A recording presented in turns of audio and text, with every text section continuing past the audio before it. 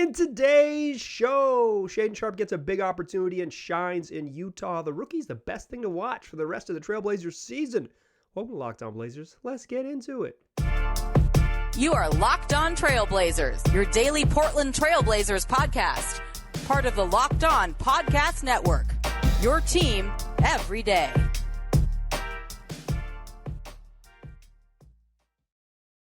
What up, world? It's your past first point guard and Trailblazers reporter, Mike Richmond. Listen to another episode of Locked On Blazers, part of the Locked On Podcast Network, available wherever you get podcasts and also on YouTube. It's Locked On Blazers, your team every day. In today's show, we're going to talk about the Blazers' win in Utah, snapping a 6-game losing streak. Shaedon Sharpe showed out. Trendon Watford was great. Damian Lillard had a quiet 30-10 night. Just a heck of a basketball game, and they needed a win in the worst way. Or for some of you, they needed to continue losing in the worst way, but they snapped a losing streak. Good for the vibes, if not for your draft odds. We'll talk about that game. Shaedon Sharpe was great, played the best game of his career. We will spend some moments appreciating the rookie. He was phenomenal. He got a big opportunity, and he really made sure to take advantage of it. They got to keep giving him those chances down the stretch here.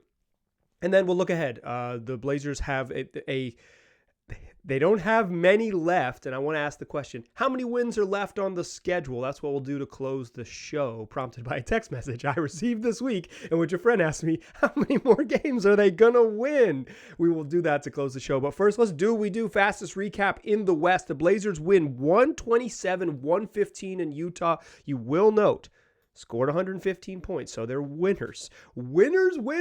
Now 24-6 when they score 115 points. They don't really have an opportunity to win without scoring. They scored in this game against the Jazz defense. It's not very good, and they got the win. They played this game without Anthony Simons, without Jeremy Grant, and with Yusuf Nurkic, without Nazir Little. That meant your starting lineup: Matisse Thybulle and Trendon Watford at the forwards, Yusuf Nurkic in the middle, and Damian Lillard and Shaedon Sharpe get the start in the guard spots.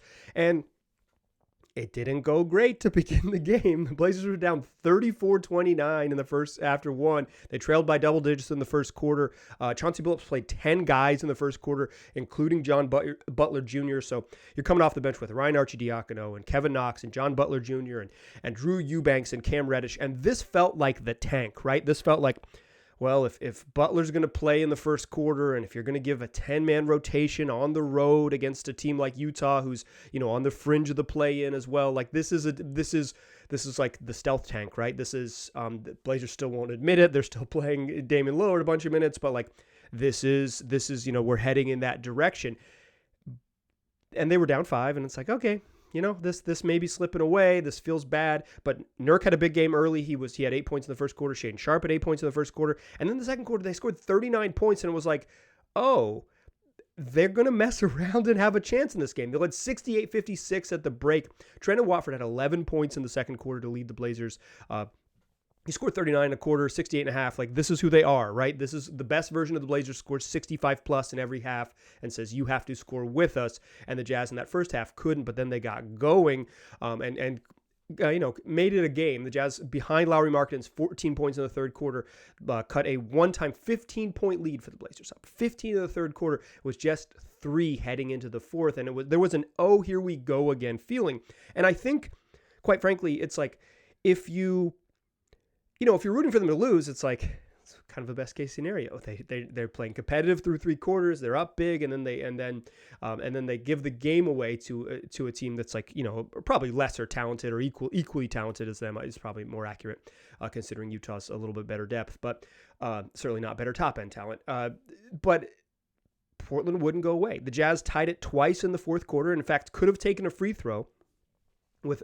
Or could have taken the lead with a free throw from Chris Dunn with about 10 minutes left in the game. He misses a free throw. Game still tied at 94, and Portland just held them at bay. Ryan Arcidiacono hit a huge 3 with about 8 minutes left to push the lead to 8. Shaedon Sharpe had a huge tip dunk to push the lead to 13 with 5 minutes to go, and the Blazers closed the game, the final 5:40, with Ryan Arcidiacono, Damian Lillard, Shaedon Sharpe, Kevin Knox, and Trendon Watford on the floor. What the heck? But that's the group Chauncey rolled with, and they held off Utah late, and they win 127-115. That's your fastest recap in the West. Damian Lillard, really quiet night through the first three quarters and did not shoot well from three in this game. Finished just 2 of 10 from three, but still, because he's Dame, finished with 30 points, 12 assists, and 7 rebounds. 30, 12, and 7 on a night that he was 2 of 10 from three. It took him a little while to get going, but he helped close the door, and the attention that Utah paid him helped everyone else get going. Shaedon Sharpe, a career night. We'll talk about more about him. 24 points, 9 boards, 3 assists, 4 steals. He was great. Jusuf Nurkic did most of his damage early. The Jazz had, rookie. He's going to finish like in the top 2 or 3 in rookie of the year voting. Walker Kessler on him. Kessler is a great shot blocker, but he is skinny. And Jusuf Nurkic, not a skinny person, bullied Walker Kessler. Just straight up bullied him, which is exactly what you want Nurk to do. So what Utah did was, first, they said, okay, Walker, you're not going to guard him anymore. They moved him to guarding Trendon Watford and putting him in helper position, so he wasn't directly getting posted up and he wasn't directly involved in pick and rolls and stuff.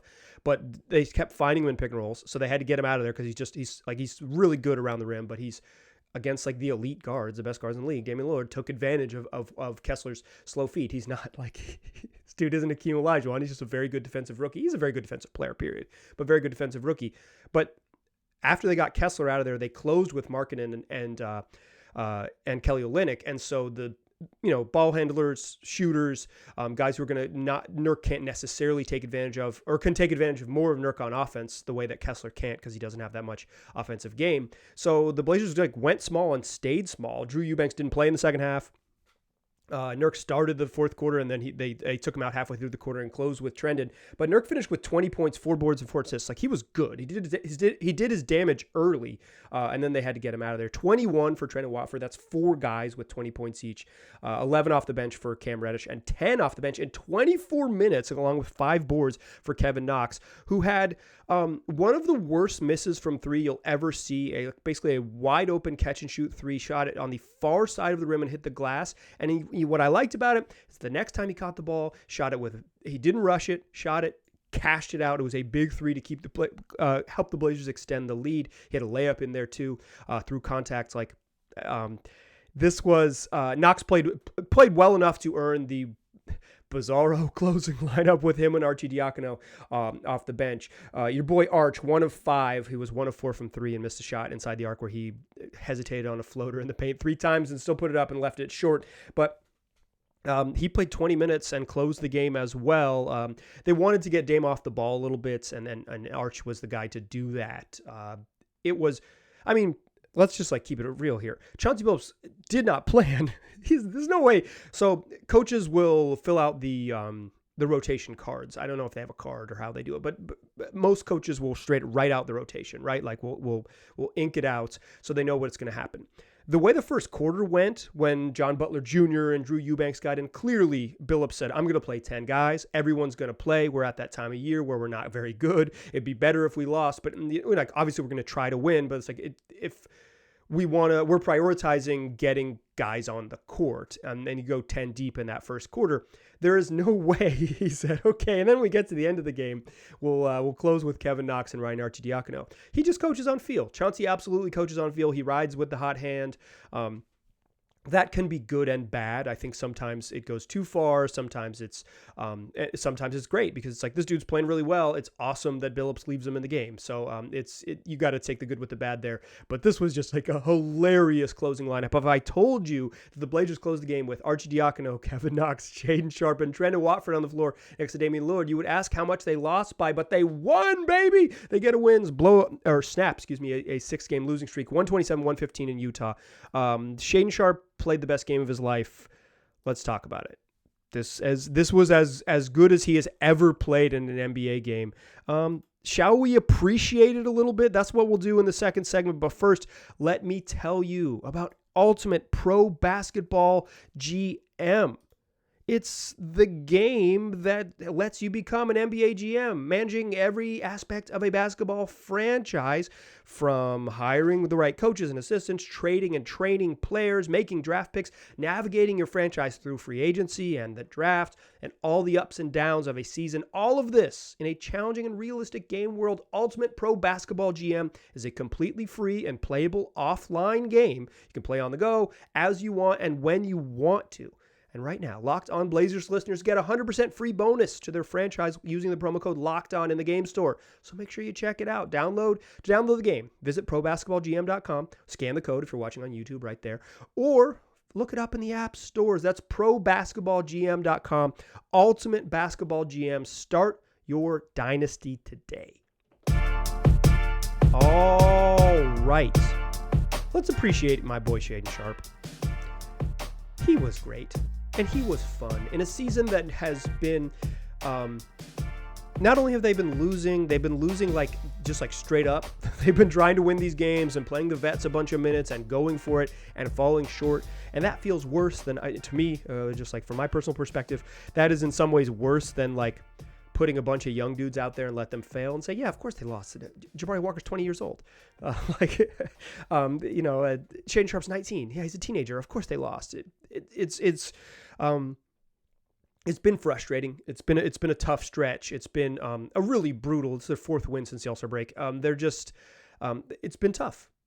You needed this as a Blazer fan. You needed a night where Shaedon Sharpe was electric, and he was awesome.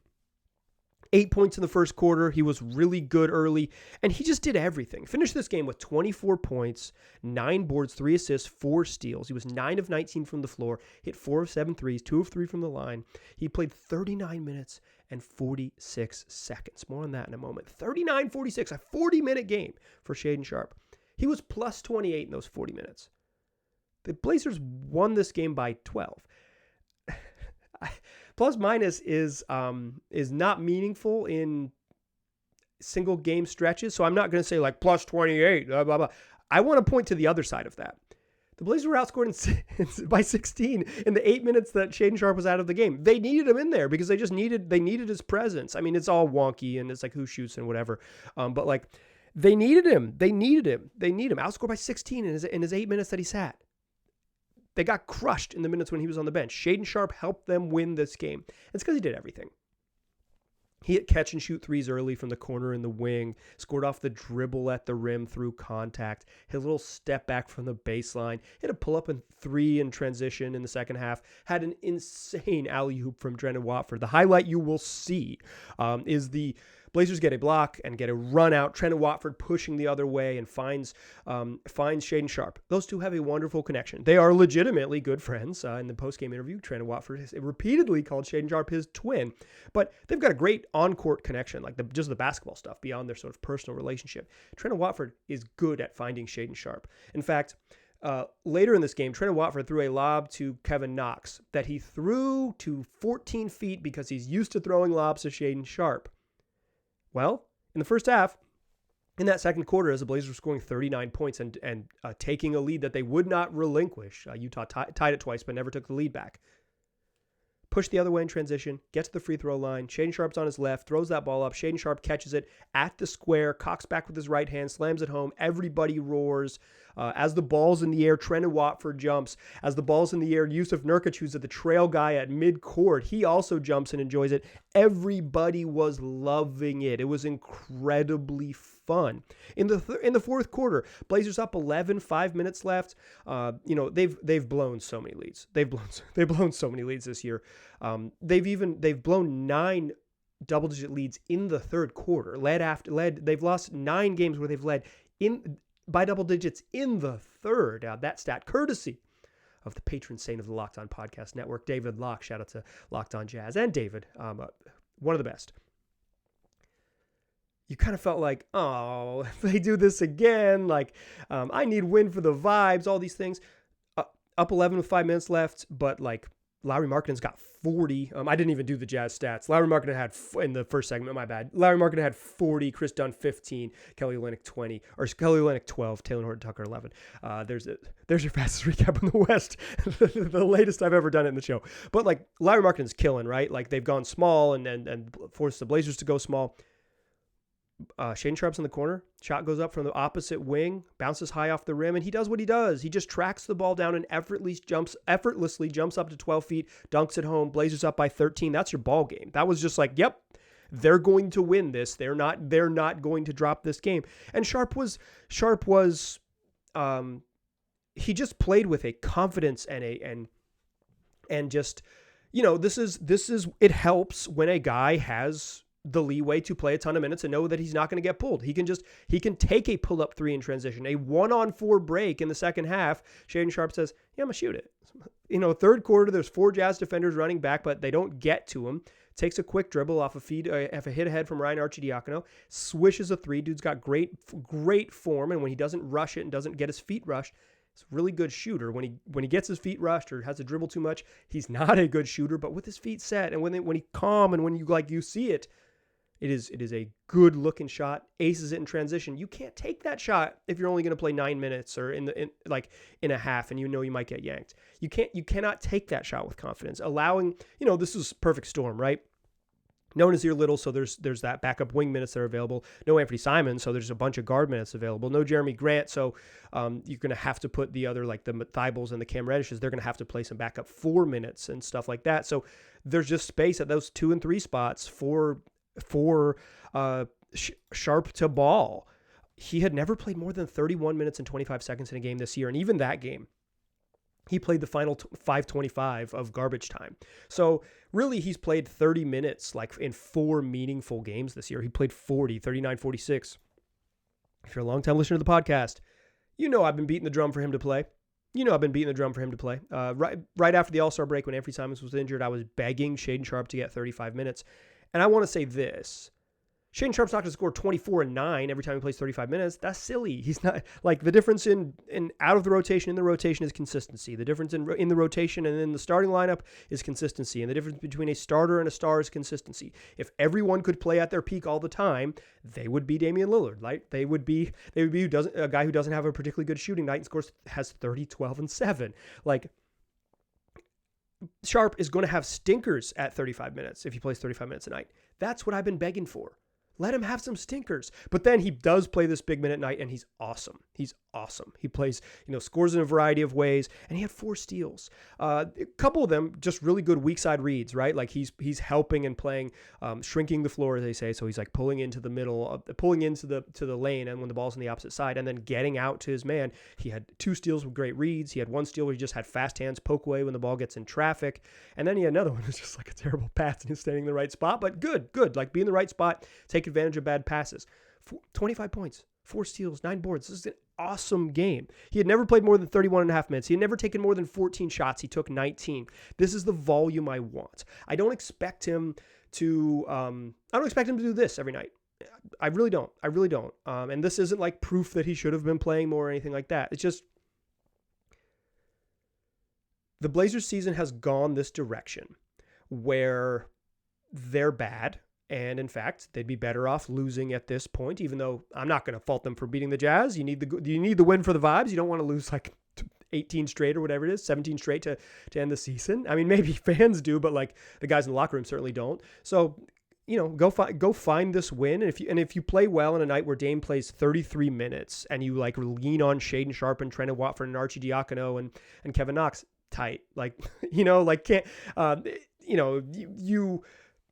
This wasn't a game that they played, that they overextended Dame or he had to score 52 or something, kind of just like, oh, gross. Why are they doing this? This was like the youngsters showed out. Trendon Watford was excellent in this game,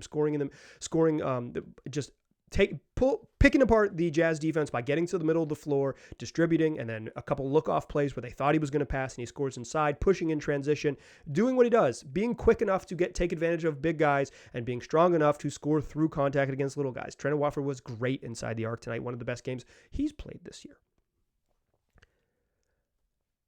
I hope that this game from Shaedon Sharpe means that he doesn't play less than 28 minutes for the remainder of the season. I have pledged on this podcast to not whine about Shaedon Sharpe's minutes, so I'm not going to whine about him. I've made my case in the past that he needs to play more. He played really well in more minutes tonight. Keep feeding him. Keep feeding him. We don't need to see. Let me make my case. I'm going to try not to whine, but I'll make my case. The Blazers have a big decision-making summer ahead of them with trades and retooling the roster, and they want to be really good next year. Damian Lillard wants them to be like, make the Western Conference Finals good, and they are really far away from that right now. They're really far away from that.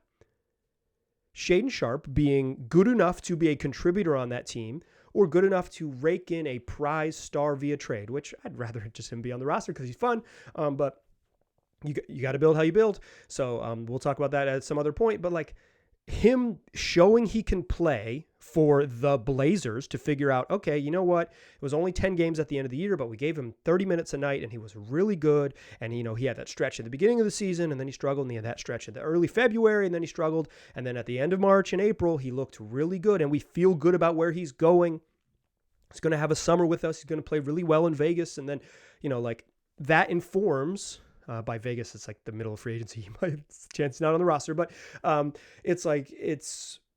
that informs what they can do next year. Do you feel comfortable making moves with penciling a 20-year-old Shaedon Sharpe into the lineup, or do you say like really talented, might be good, but if we're trying to make the Western Conference Finals, he can't be a every night small forward in the NBA or an every night shooting guard in the league? Learn that now. Get comfortable as much as you can now, or have him ball out. And so when you talk to teams this summer, you could say like, he averaged 22 and 7 rebounds over the final 10 games, and he's only 19 years old, and whoo boy, he'll be 20 because he turns 20 in May. But it's important for developmental purposes to see Shaedon Sharpe be his best, whether it's for you or for other teams.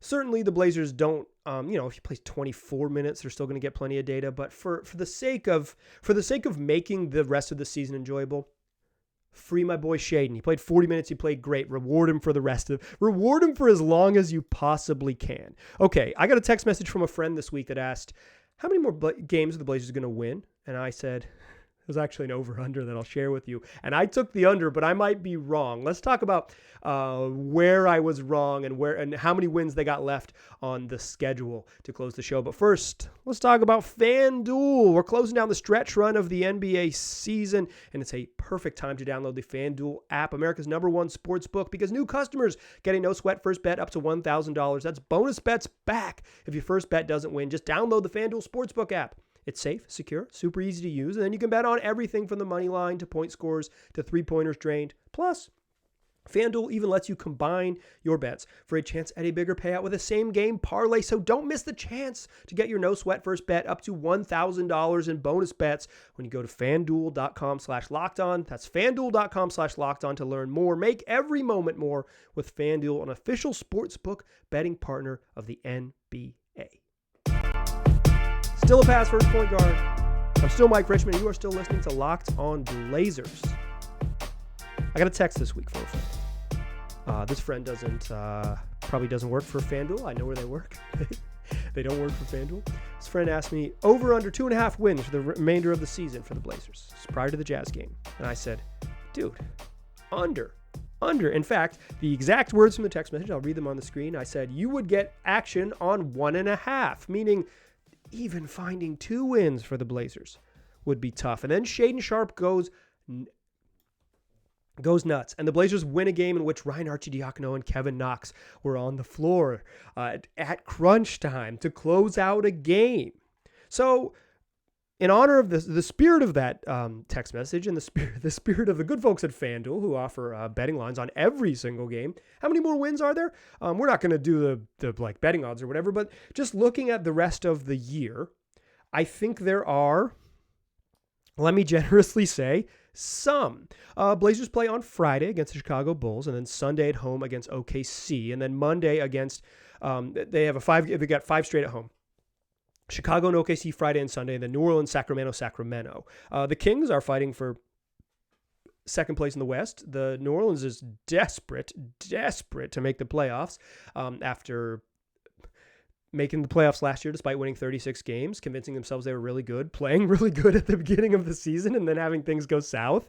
After that, a 4-game road trip: Minnesota, Memphis, at San Antonio, at LA, and then back for the season finale Sunday afternoon, Easter Sunday afternoon against the Warriors. And the Warriors are very likely going to need to play every single game, all 82. And since the Warriors are incredibly bad on the road, that's going to be a desperate need for them. They're going to be winning. They're going to probably try to be winning something like their 9th road game at that point, and either avoiding the play-in or avoiding deeper down the play-in, so they only have to play one play-in game to make the playoffs. Conceivably, they could be better than that. We're 10 games out. It's a lot that can happen. But the question is, like, Portland, okay, by beating the Utah Jazz, the Blazers are now 2.5 games, I don't know, up or down. They're 2.5 games ahead of the Orlando Magic in the win column, which means that they're 2.5 games away from catching the Orlando Magic for the 5th best draft odds. I think by winning this game, I don't think you can lose enough to catch the Magic at this point. So I think your sights have to turn to holding off the Washington Wizards, who are 32-31, and the Blazers, who are right there with them, 32-40. They got to get, if you finish with the same record, it's a coin flip, but you don't want a coin flip. You want to finish below the Wizards. I think, like, in general, I don't care for tanking, but I totally realize that we're at this point in the season. The Blazers are better off if they lose. I'm not going to poo-poo a win. That game against Utah was really fun. Life needs more fun, more joy. But, like, it's important. It's important that the Blazers lose. I'm not lying to y'all. So how many wins do they have left, and can they stay below the Washington Wizards? The Wizards have games left against San Antonio, Orlando, and Houston. Say they win 2 out of 3. That last Washington-Houston, the final game of the season, could be the tankiest tank that ever tanked. But Washington plays San Antonio. They play Orlando. Winnable games. Brad Beal has missed their last game with an injury. If Beal plays, those are all winnable. If he doesn't play, Kyle Kuzma stay healthy, Kristaps Porzingis stay healthy.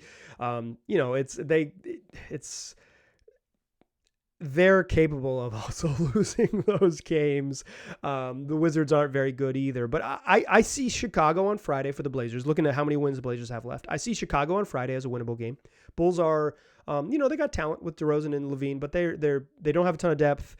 They've just struggled this season to slow teams down, and sometimes they get hot enough to win, but their shot profile in terms of, like, shooting threes doesn't they're not, like, they don't rally back often. They need their tough shot makers to make tough shots. DeMar DeRozan, a great tough shot maker. He can make tough shots.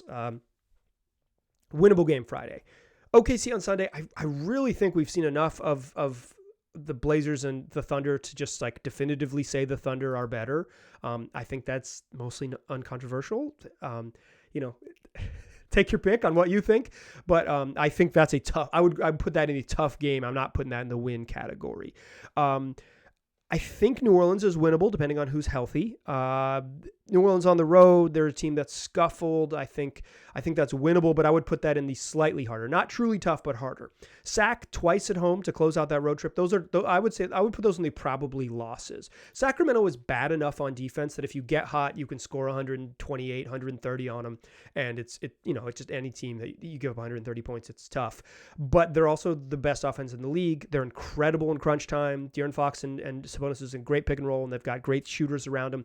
They're second in the West for a reason because of that offense is so stinking good. I think those are losses. Then on that 4-game road trip, Minnesota's in the playoff race. Memphis is trying to get their groove back after they turned into full villains, and Ja Morant became just, like, bad at social media. Let's call it. At San Antonio, that is a possible win. At the Clippers, that feels like a loss. That's a 4th game of the road trip in LA on a Saturday afternoon. It seems tough. And then the close of the season with Golden State. So to me, I think that Golden State game is probably a loss. I would assume that by the time we get to April and the time we get to Golden State, we are seeing a lot of Kevin Knox and Ryan Arcidiacono. And I know they just won a game at crunch time, but those dudes aren't very good. So it gets really dicey the latter part of the year. So I think I'm going to call it that the Blazers have 2 remaining wins in the season. I'm going to say they beat Chicago on Friday, and they win one of the following games, one of New Orleans, one of the Sacramento games, or at San Antonio. I'm going to say they have two wins remaining on the schedule. That would put the Blazers with 34 wins on the year. That would put them at 34 and 48. That's oof. That's tough. But I think in the long run, better for them to lose those games. Will they be able to stay below Washington? I think so. I don't think they can catch Orlando. But you know what? For the rest of the year, if they win, still going to celebrate it because wins are good. If they lose, still celebrate it because at this point, wins are good too. That means we're all positivity on the podcast. Come back and join us for more. This is Thursday, November. Oof. Hello. This is Thursday, March 23rd show. Coming at you a little bit late because, I'm not going to blame my 4-month-old child, but it was her fault. Coming at you a little late, but we will have a show tomorrow, Friday show, will feature Casey Holdall, and then the Blazers play Blazers play the Bulls on Friday. So, in case I bungled that outro so bad, let me give it to you again. You're listening to Thursday's show. Friday's show is going to have an interview with Casey Holdall of Trailblazers.com, and then the Blazers play 2 games over the weekend against Chicago and OKC. So, check out the interview Friday. Come back for Sunday. We'll talk about those 2 games. It's what we do. We have a bunch of fun. Tell your friends about this podcast. I appreciate you listening. I'll talk to you soon.